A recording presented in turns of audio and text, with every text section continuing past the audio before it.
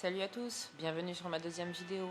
Cette vidéo retracera l'histoire de Melkor et Manwë, les deux frères. Je dirais même les deux frères qui s'aimaient tant et qui finirent ennemis. Il faut tout d'abord savoir que Manwë et Melkor sont frères jumeaux, et que Tolkien était très croyant, catholique, et s'est inspiré de la Bible et de l'histoire de Lucifer et de l'archange Michel pour créer Manwë et Melkor. Là où Manwë représentait la sagesse, le désir de créer, et l'altruisme, Melkor représentait l'obscurité et la discorde et le désir de détruire. Malheureusement, malgré tout l'amour que Manwë portait à son frère, il ne réussit pas à le remettre dans le droit chemin. Et Melkor s'enhardit dans l'obscurité de plus en plus. Il faut savoir tout d'abord que Melkor a été le seul des Ainur a créé sa propre musique pendant la chanson originelle d'Ero Ilúvatar qui créa le monde d'Arda. Par la suite, les autres Valar, excédés du comportement de Melkor, supplièrent nombre de fois à Manwë de remettre son frère dans le droit chemin.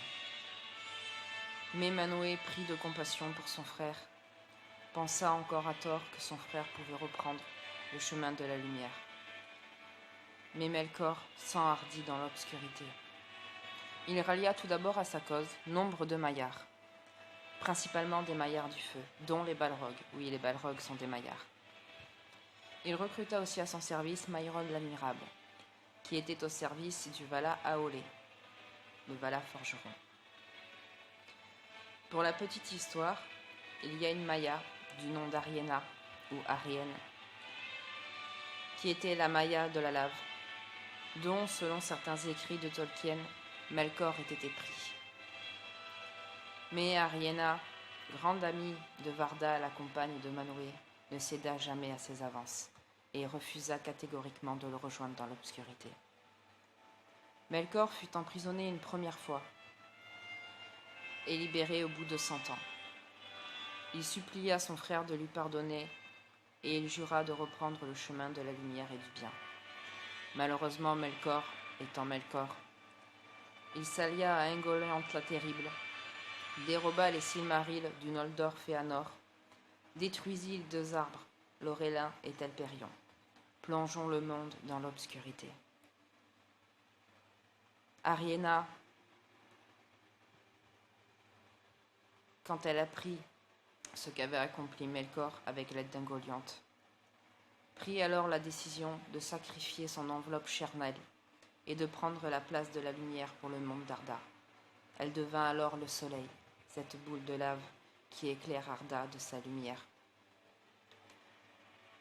Melkor par la suite fut rebaptisé Morgoth par Fëanor, qui signifie le maudit.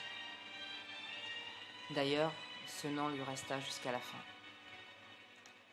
Bien plus tard, alors que Melkor, qui était devenu Morgoth, avec son fidèle lieutenant Sauron, fit régner la terreur et le chaos en terre du milieu, Eärendil, le semi-elfe, prit alors la mer et supplia Manwë et les autres Valar de venir à leur aide.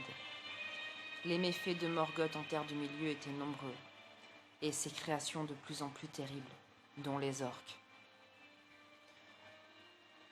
Manwë prit de pitié pour le peuple de la terre du milieu, prit alors la décision avec les autres Valar de déclarer la guerre à son frère, malgré que cela lui brisait le cœur. La guerre de la grande colère éclata alors. Les armées de Valinor se déchaînèrent en terre du milieu et s'abattirent sur les armées de Melkor. Morgoth, pris de panique, lâcha alors ses plus belles créations, les dragons, dont Ankalagon le terrible, Ankalagon le noir, qui fut détruit par Eärendil et les aigles. Morgoth fut alors fait prisonnier par Eönwë, le banneret de Manwë en terre du milieu, et par Tulkan, le Vala guerrier. Il fut ramené à Valinor, et malgré ses protestations et malgré ses supplications à son frère, Manwë resta intransigeant. Il fit trancher les mains et les pieds de son frère et le jeta dans le néant. Cet acte le déchira de l'intérieur mais il n'eut pas d'autre choix. Son frère s'était engagé sur un chemin où il ne pouvait pas le suivre. Et pour le bien de la terre du milieu et de tous ses peuples, il prit la décision la plus dure de sa vie, condamner son frère au néant. Il faut savoir que selon les écrits de Tolkien, jusqu'au bout, Manwë crut que son frère allait reprendre le droit chemin. Malheureusement, cela ne fut pas le cas et nous connaissons la suite. Malgré cela, son fidèle lieutenant Sauron continua à faire propager chaos et discorde en terre du milieu, dont notamment avec la création des anneaux de pouvoir et l'anneau unique. Il est dit, selon les écrits de Tolkien, que Melkor, alias Morgoth, reviendra en terre du milieu pendant le Dagor Dragolash, la dernière bataille, et qu'il réussira à s'échapper du néant. Alors la dernière bataille d'Ardar sonnera le glas et ce sera, encore une fois inspiré de la Bible, l'Apocalypse. J'espère que cette vidéo vous aura plu, j'ai vraiment énormément travaillé dessus.